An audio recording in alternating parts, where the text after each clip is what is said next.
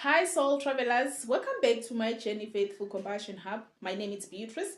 If you are new here, I'm so glad you found this space. And to my returning soul family, thank you for walking this path with me. Today's message is especially close to my heart. It's one of those moments where I feel the Mahanta's presence guiding us to pause, to reflect, and go a little deeper. Before we start, I want to take a moment to honor everyone who's watching my videos and follows this spiritual journey with me. Some of you have been going through personal challenges and some have even commented asking for Mahanta's guidance. Today's video is for you too. Let's take a moment right now and sing you together, just quietly, gentle, in your heart if you like.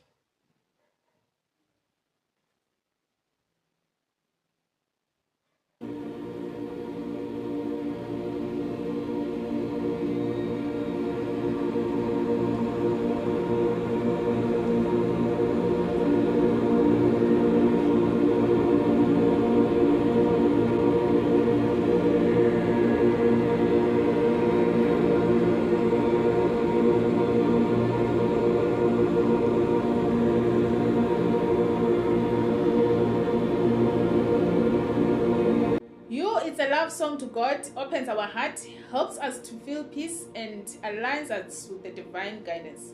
Now, let's hear Harold's claimed teachings. One of the people who found Eck through a dream and through a strange series of events was someone from Ghana, West Africa. His name is Lawson. He had a favorite uncle in a neighboring town, and he went to visit him one time, and when he came back, he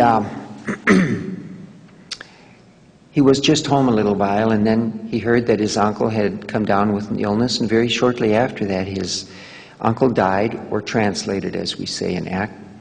He was gone.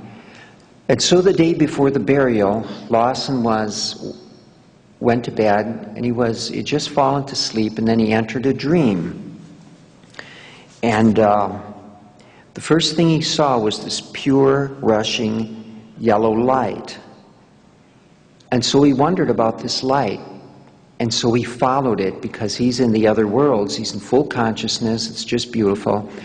And these beautiful rays of yellow light are shining out there, and then he sees his uncle in the middle of this light, and his uncle comes up to him and takes him by the hand, and then they go down through these yellow rays until they come to a white temple that is situated there, and on the side of this temple are in big yellow letters, the word is the word Eckists. So Lawson wakes up, and he was very curious about this word. He'd never heard the word before. Whatever could this mean?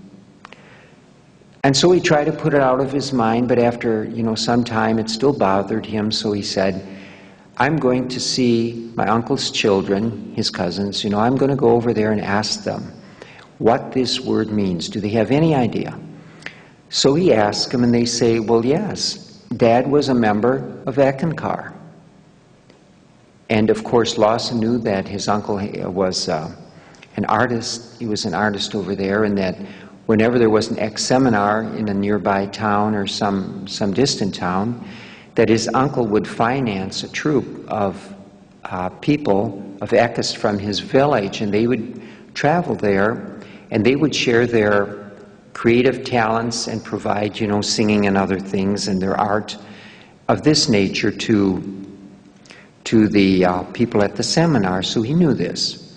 And so finally he had heard what Eckists was.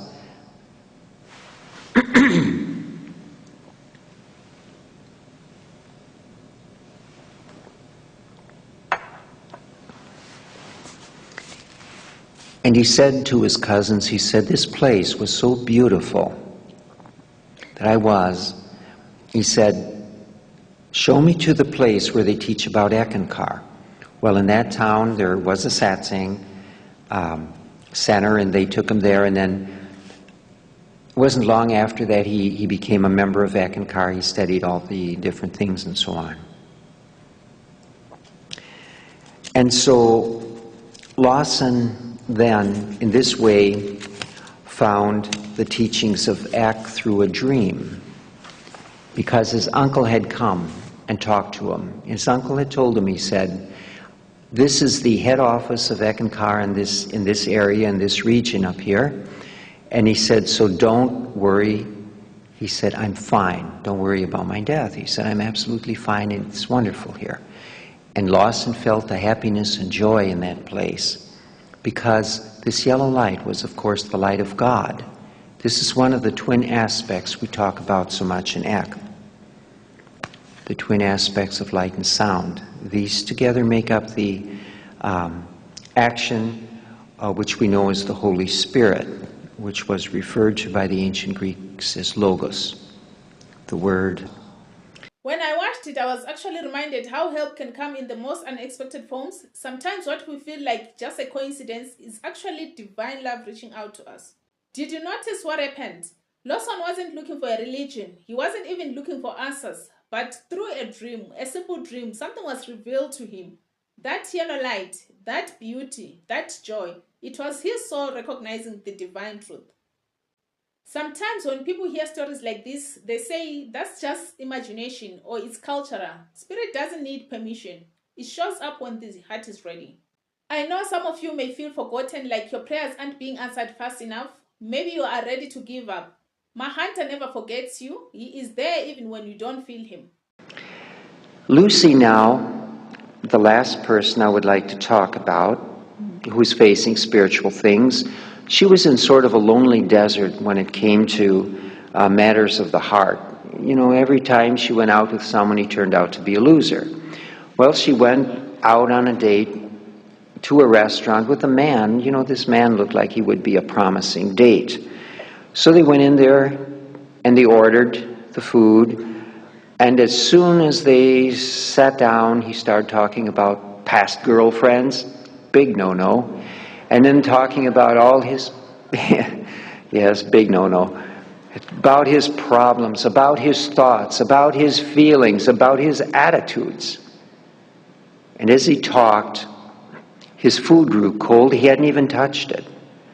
And as he talked, the food got cold, and so did Lucy's ardor. You know, she saying, this guy, you know, he's so full of himself, there isn't room even for his food. So she finished eating, and she says, could you take me home, please? I don't feel well. And so that was it. And then she thinks later the next day was Sunday, and she's out shopping, you know, trying to find a gift for her mother's birthday. She's thinking, oh gee, loser after loser, won't I ever find love? Isn't there love in this life for me? Am I going through this whole life like this? And so she looked at this whole thing, and then when she was thinking these thoughts, there came this strange tugging at her chest, and it was like something inside her burst out and flew out into the universe. Something was set free like a little bird from its cage. And she happened to look at the car clock, and she said, well, it's 5 o'clock. It was 5 p.m., 5 o'clock in the afternoon. And then she said, what was all that? But she did remember it was 5 o'clock, because it came at a very significant time. So the next day, Lucy went to work as usual, and now she worked as a counselor in a fairly large prison, a 500-bed men's prison. Lucy was in her office doing paperwork, and she heard this very soft knock on the door. She says, come in, and this huge, muscular man comes in, and he seems a little bit awkward, and he doesn't seem as if he really wants to be there, and he doesn't quite know how quite to get it out and all. And he says, could I talk with you for a minute? And she says, sure. She's wondering, what's this about? And so he finally says, may I ask you a question? She says, sure. He says, what were you doing at 5 o'clock yesterday, if I may ask? And she said if he'd asked any other time during the day, she wouldn't have had a clue. But 5 o'clock she knew. She had been out shopping for a present for her mother's birthday. But what she didn't tell him was she was also at that time feeling all these feelings of loneliness and abandonment. She was cut off from God's love. So she told of the birthday present and all. And then the prisoner seemed a little bit nervous. She says, well, tell me what happened.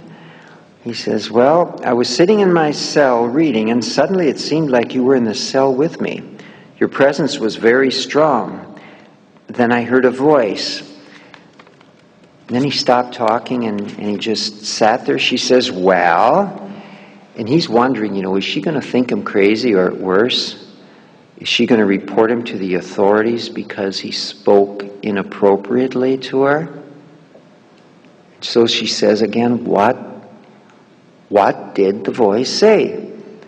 And in the meantime, Lucy's starting to feel kind of strange and floaty. So the man says, and he says this in a real quick, quiet, low voice. He said, the voice told me to tell you that you are loved. It was like he got it out. He got it out. Because he had to weigh all this. If he said this in the wrong way, then she might misinterpret it and think that he was coming on to her, and this was not very good for him. And so, and then he said this very quiet, and he's sitting there waiting, as if he was waiting for some sort of negative response. And then he said, and it was 5 o'clock, as if he had try to bring this fact in, 5 o'clock. Let's not forget 5 o'clock. It gives some sort of substance to this whole thing. And at this moment, Lucy felt blessed and loved. And then warmth washed over her and tears came to her face, and she realized that divine spirit was responding to her cries for love. And she was then filled with gratitude for this man who had allowed himself to be a vehicle for divine spirit. Well, 3 days later, she hears another knock on the door. This time it's not quite so quiet. Here comes a knock, and he comes in the door, the same man, big hulking man, muscular man. In his hands he's got the sheaf of papers. They're his parole papers. And he's waving him in the air, and he's so happy. He's beside himself with ecstasy. And he says, I just got my parole papers. I didn't tell you the other day that the voice also told me that if I didn't give you the message that you are loved, I wouldn't be paroled. And so,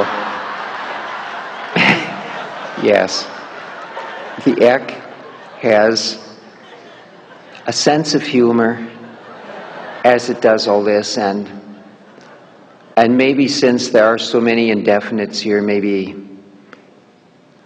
I can give a version of his name too, which he was the perfect messenger. Let me just say that his name is a variation on the name L'amour, okay? It was his name. And this man had to bring the message of love to her. Well, so be it. So I'm glad you could come, and may the blessings be. Thank you very much. Lucy's story receiving help from strangers, yet behind that kindness was quite hand of the Mahanta. That moment made me reflect on how many of us are asking for help, praying, waiting, sometimes even wondering, is the Mahanta still with me? His love might come through a stranger, a dream, or a nudge in your heart. Sometimes it comes in ways we don't expect, but it comes always. So if you're hurting, keep your heart open, don't give up, keep singing you. If your soul is tired, I encourage you to sit in a quiet place, close your eyes, take a deep breath, and sing you. You can say it in your heart, Mahanta, I need your help, show me what I need to learn. This simple act opens the door to divine guidance, not always in a way we expect, but in a way we need. What I loved most about these stories, it reminded me that soul is never abandoned. Every step you take in love, no matter how painful, it brings you closer to God. Even when you're still lost, you are still in the path. To every soul watching this, please don't lose hope. Keep singing you. Keep trusting that what you're going through has a purpose, even if you don't understand it yet. You are not alone. Thank you for watching till the end. I love you all. May the blessings be.